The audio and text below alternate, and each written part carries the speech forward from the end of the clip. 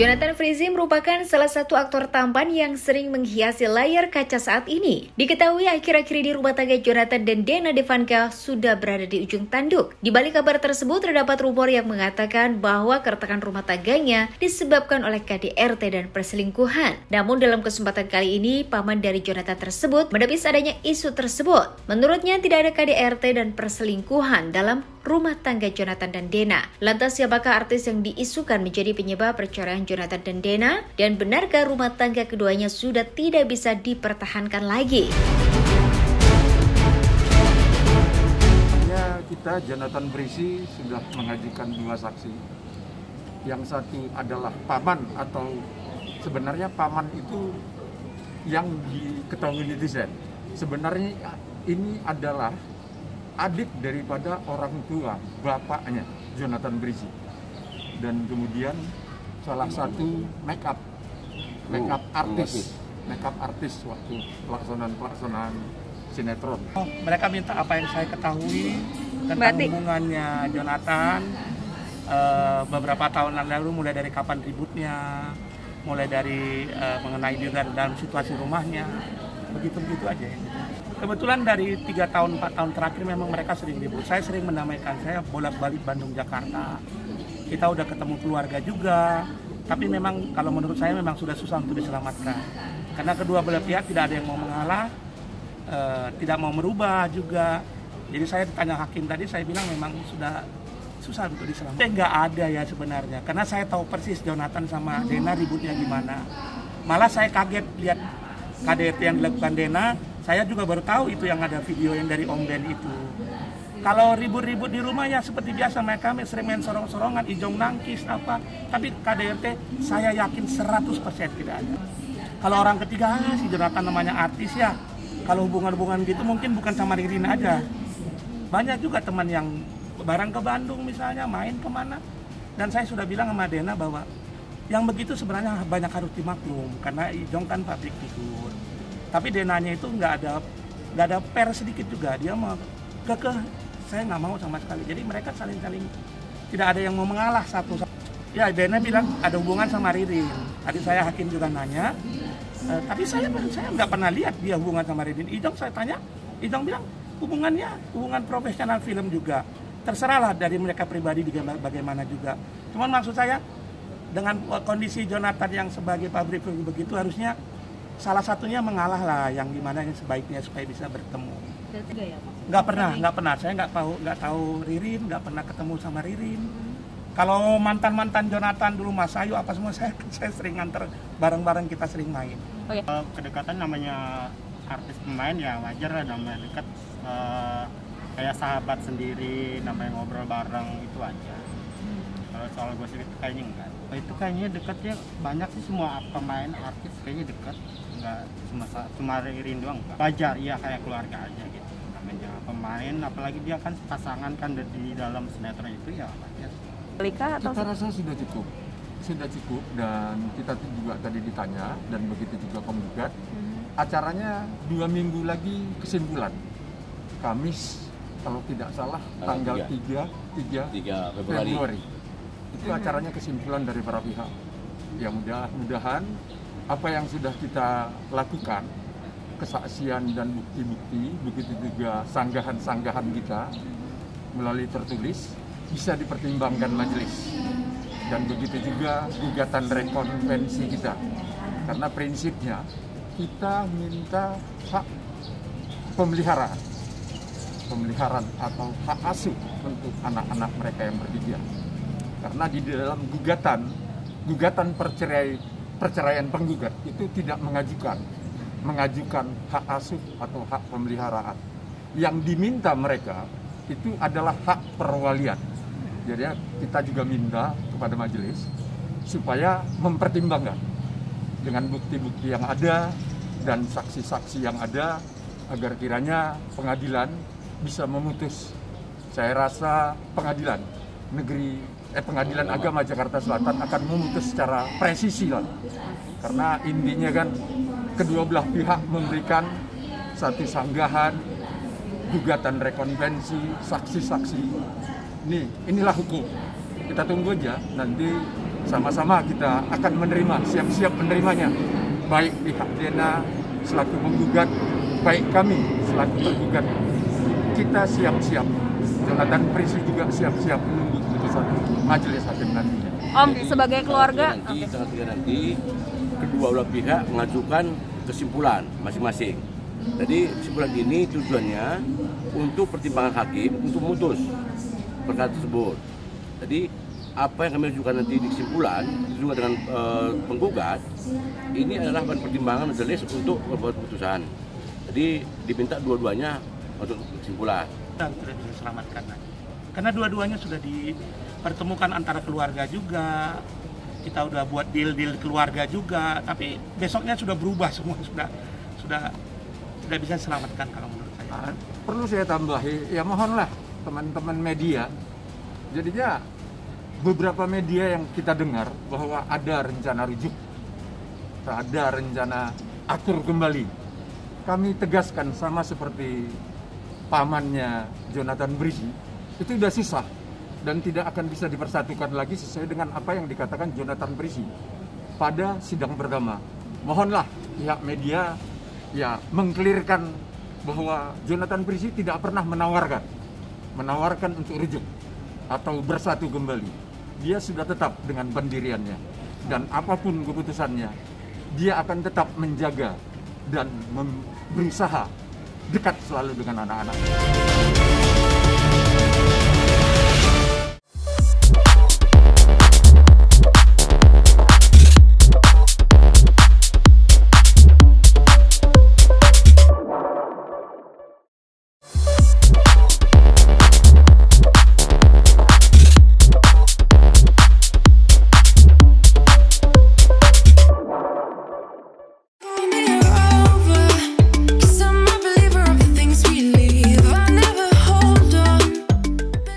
Denny Sumargo merupakan salah seorang YouTuber yang akhir-akhir ini banyak diperbincangkan masyarakat mengenai ucapannya yang menyebut Gala Sky seperti didewakan. Dalam kesempatan kali ini, Denny juga memberikan klarifikasi perihal ucapannya yang banyak disalahartikan. Menurutnya, setiap orang punya caranya sendiri untuk bersimpati terhadap orang lain. Namun jangan sampai hal tersebut dapat merugikan orang lain, terutama dalam hal tumbuh kembang Gala yang menurutnya terlalu banyak mendapatkan exposure saat ini. Lantas bagaimanakah cara Denny Sumargo dalam menanggapi komentar dan hujatan yang dilontarkan kepada dirinya? Dan seperti apa klarifikasi pandangan pribadinya untuk Gala?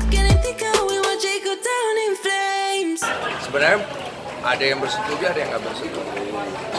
Kalau menurut gua nggak usah dibesar-besarkan lah. Anggaplah kalau yang nggak setuju ya sudah nggak apa-apa. Kalau yang setuju ya juga nggak apa-apa. Tapi intinya kan gua udah jelaskan. Yang gua maksud itu bukan masalah donasi ke Gala, nggak boleh. Bukan masalah simpati, semua boleh. Cuma jangan sampai ke depannya terlalu banyak exposure yang membuat anak ini nanti jadi beban untuk dia tumbuh. Cuma itu.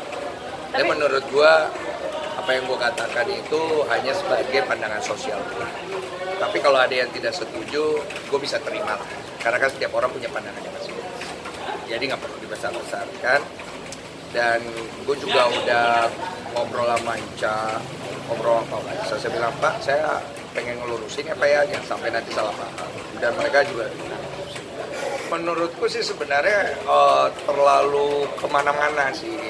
Lebih baik sih sebenarnya ditajemin aja masalahnya apa dari pihak yang berkonflik dan diselesaikan aja gitu dengan baik, karena masalahnya kan biar kedepannya lebih bagus sih sebenarnya, karena di sini posisinya kan kita kalau membela kiri membela kanan itu berkembang terus, jatuhnya cuma saling menghujat aja gitu, dan itu bukan jadi tontonan yang baik sih sebenarnya. Oke lah ada masalah, tapi masalahnya udah lama banget gitu loh, berbulan-bulan gitu.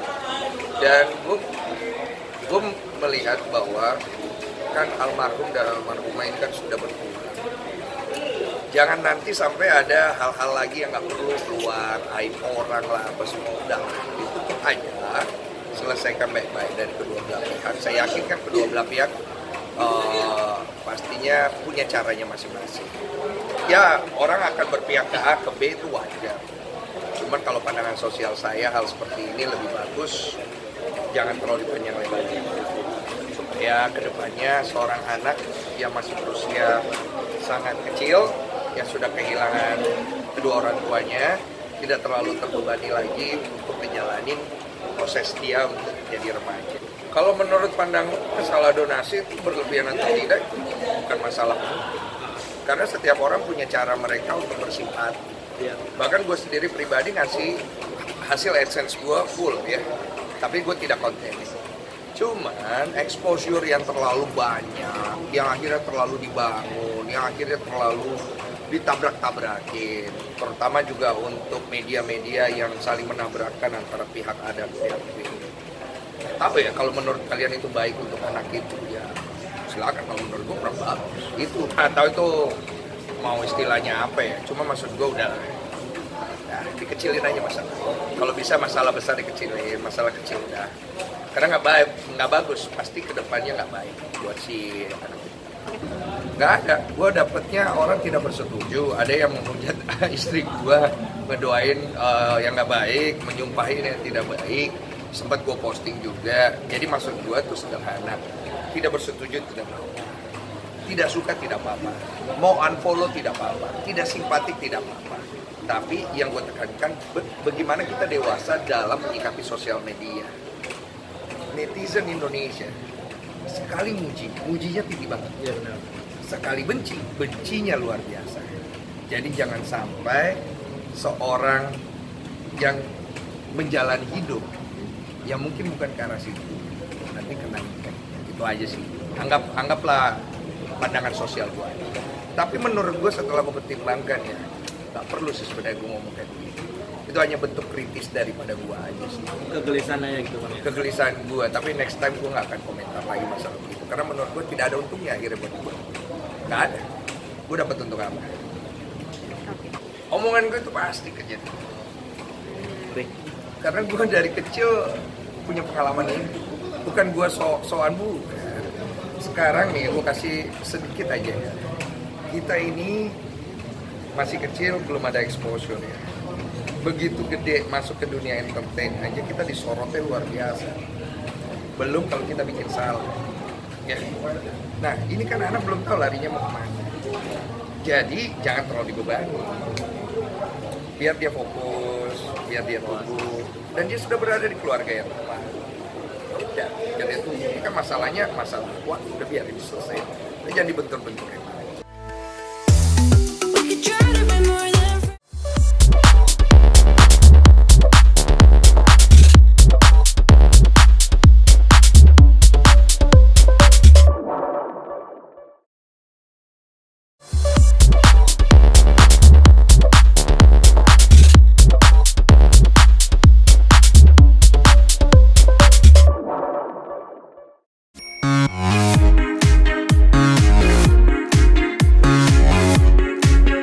Dewi Muria Agung atau yang lebih akrab disapa Dewi Persik merupakan salah satu aktris sekaligus penyanyi yang cukup populer di dunia hiburan. Meski disibukkan dengan kegiatan sebagai seorang artis, namun sosok Dewi Persik rupanya selalu memperhatikan keluarga, termasuk tumbuh kembang anak angkat yang bercita-cita menjadi polisi. Dalam sebuah kesempatan, wanita berumur 36 tahun ini menceritakan perkembangan sang anak yang sebentar lagi beranjak ke sekolah menengah atas. Dewi Persik juga mengatakan bahwa anak sematawayangnya itu akan didaftarkan ke sekolah akademi polisi.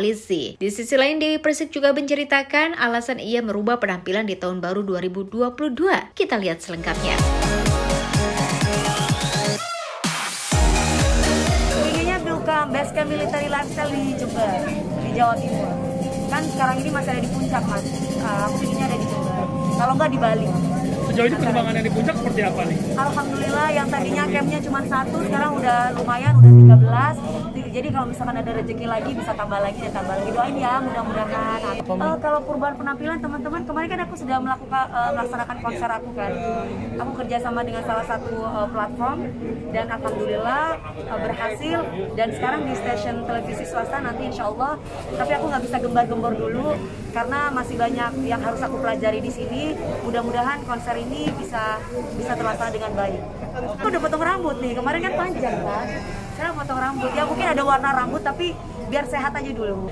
Jadi awalnya aku kan mau konser Mas, aku tuh suka panjang, tapi orangnya yang bikin rambut aku tuh di belakang tuh panas kayak digosongin gitu. Akhirnya mau nggak mau sama kita suruh potong aja karena terpaksa. Tapi ternyata aku cantik juga ya, say. Cantik ya, say, mulus ya, say. Cemerlang Mimi ini di 2022 nih. Harus sempat ada penyesalan nggak sih Min dipotong? Enggak. Karena bagi aku tuh penampilan seperti apapun tuh aura tidak bisa bohong, say. Aura itu kan nggak bisa dibeli gitu. Jadi buat aku ya selama aku sama orang itu tulus, aku positif, pasti aura baik aku akan ada. Pernah dong, zaman dulu aku dari pendek, dari cepol segala macam udah semua gitu. Jadi semua sudah aku lewati semua dengan segala warna rambut semua sudah. Kalau nambah momongan masih belum ada planning ke sana. Tapi yang pastinya satu dulu ini aku pingin anak aku tuh pingin masuk Akpol. Sekarang kan sudah mau masuk SMA kan. Anak aku udah mau SMA nih. Jadi Taruna ya. Jadi mudah-mudahan dikasih kelancaran, itu yang aku fokusin karena buat aku anak itu bukan investasi ya. Jadi aku kapanpun anytime selama kita berdua masih kepingin happy enjoy ya kita fokus ke anak yang Mas Gabriel dulu. Nah makanya itu Mas harus ada tanggung jawab dari orang tuanya. Salah satu adalah didikan kedisiplinan. Jadi itu yang aku terapkan. Makanya kan ketika SMP dia sekolah di asrama kan, ada di asrama. Jadi fikih, Al-Quran, hadis, bahasa Arab, bahasa Inggris, dan Mandarin itu semua ada di sana. Jadi aku menomorsatukan pendidikan terlebih dahulu. Untuk urusan yang lain, orang tua ya aku tidak bisa mendidik kalau aku tidak bisa mencontohkan yang baik. Jadi aku harus bisa mencontohkan yang baik dulu supaya anak aku, dari aku dan anak aku. Aku tanya sama dia, kamu ingin jadi apa? Ingin jadi seperti kakek. Endingnya kemana? Mau jadi jenderal. Amin, doain sama